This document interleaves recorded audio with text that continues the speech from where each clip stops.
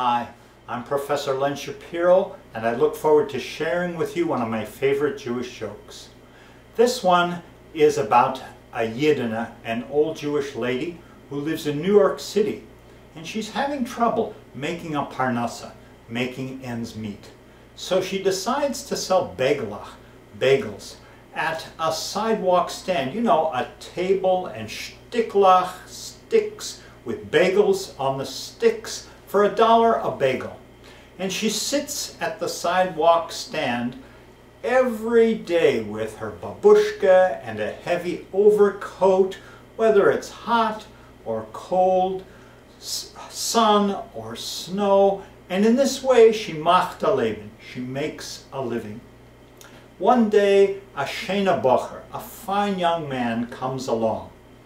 He stares at the Yidina. Maybe she reminds him of his bube, his grandmother. The Yidina looks back intently at the shena bocher. Maybe he reminds her of the Enekel, the grandson that she never had. He puts $1 in the box, but he doesn't take a bagel. After a few moments of staring at each other, he moves on. The next day, the same ritual is repeated. The shena bocher comes to the table. He puts $1 in the box. He doesn't take a bagel. They stare at each other. No words are exchanged. They don't need any verbal communication because they communicate through their eyes. After a few moments, he moves on. This ritual is repeated day after day for 1 year, 2 years, 3 years. At the end of 3 years, he's put over $1,000 in that box. The next day, the shena bocher comes to the table. He puts $1 in the box. They stare at each other for several moments, and the Yidina opens her mouth. What is she going to say? Is she going to start a conversation? Is she going to say thank you for the $1,000 that he's put in that box? The Yidina says simply, "They're now $1.25."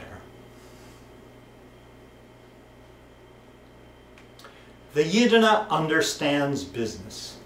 Many Jews, like many Americans, understand business.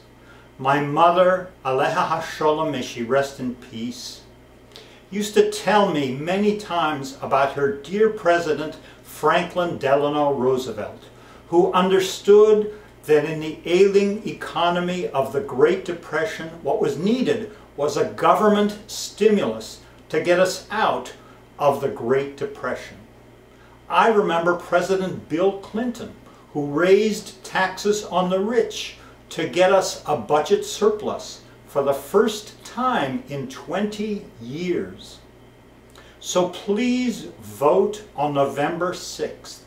And please vote for a president who understands that the techniques of President Franklin Delano Roosevelt and President Bill Clinton are needed to help us in these troubling economic times. Thank you.